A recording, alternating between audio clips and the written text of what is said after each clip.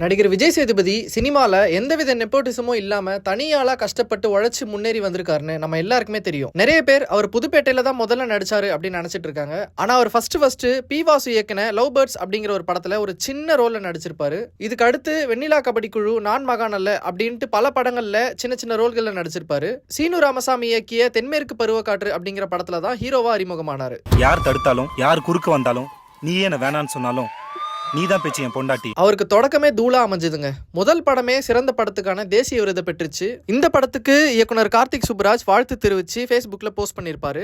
அப்போ ஒருத்தர் யார் இந்த விஜய் சேதுபதி அப்படின்ட்டு கமெண்ட் பண்ணிருப்பாரு.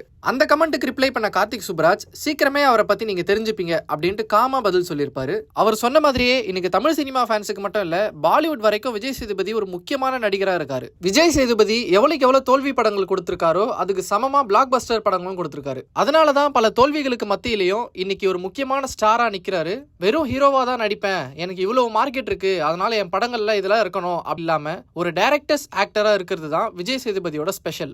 இப்பெல்லாம் எத்தனை ஹீரோக்கு இந்த பண்பு இருக்கு சொல்லுங்க? விஜய் சேதுபதி கரியருக்கு ஒரு டர்னிங் பாயிண்டா இருந்த படம் தான் நானூறு ரவுடி தான்.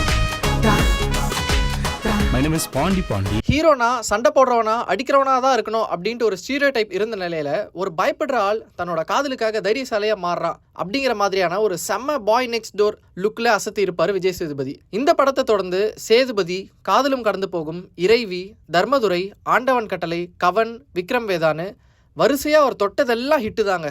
அதுக்கப்புறம் தொடர்ந்து சில தோல்விகளை சந்திச்ச விஜய் சேதுபதிக்கு ஒரு பெரிய வாய்ப்பு கிடைச்சது. சினிமாவில் நடிகனா இருக்கிற ஒவ்வொருத்தருக்கும் ஒரு படமாவது மணிரத்னம் டைரக்ஷன்ல நடிச்சிடணும் அப்படின்ட்டு ஒரு ஆசை இருக்கும். அவருக்கு செக்கச்சிவந்த வானம் படத்தின் மூலயமா அந்த ஆசை நிறைவேறிச்சு. அதுக்கப்புறமா வெளியான 96 படம் லவ் பண்ற எல்லாரையும் கண்ணீர் மழையில நனைய வச்சது. சூப்பர் ஸ்டார் ரஜினி நடிச்ச பேட்ட படத்துல விஜய் சேதுபதி வில்லனா நடிச்சிருப்பாரு. அவரோட வில்லன் பயணம் அங்க இருந்து தான் ஆரம்பமாச்சு. அதை தொடர்ந்து மாஸ்டர், விக்ரம், ஜவான் சில முக்கியமான படங்கள்ல வில்லனா நடிச்சிட்டாரு. வில்லன் ரோல்ல நடிக்கிறத பத்தி இப்ப அவர் என்ன சொல்றாருன்னா, இனிமே நான் வில்லனா நடிக்க மாட்டேன், வில்லனா நடிச்சா நிறைய சீன்ஸ் கட் பண்ணிடுறாங்க, ஹீரோவோட பெர்ஃபார்மன்ஸை வில்லன் ஓவர் டேக் பண்ணக்கூடாதுன்னு நினைக்கிறாங்க அப்படின்ட்டு வில்லன் பயணத்துக்கு ஒரு ஃபுல் ஸ்டாப் வச்சுட்டாரு. தமிழ்ல மட்டுமே நடிச்சிருந்த விஜய் சேதுபதிக்கு சூப்பர் டீலக்ஸ் பாலிவுட் ட்ரெயினுக்கான டிக்கெட் எடுத்து தந்துச்சு. நெட்ஃபிளிக்ஸ்ல வெளியானதால இந்தியா முழுக்க அந்த படத்தை பார்த்தாங்க. குறிப்பா பாலிவுட் இண்டஸ்ட்ரி யாரியா இந்த மனுஷன், திருநங்கையா இவ்வளவு சிறப்பா நடிச்சிருக்காரு, அந்த மகா நடிகனை நாங்களும் கொஞ்சம் யூஸ் பண்ணிக்கிறோம் அப்படின்ட்டு சொந்தம் கொண்டாடிக்கிட்டாங்க. அந்த படம் தான் அவருக்கு ஃபார்சி அப்படிங்கிற பாலிவுட் வெப் சீரிஸ்க்கான வாய்ப்பை வாங்கி தந்துச்சு.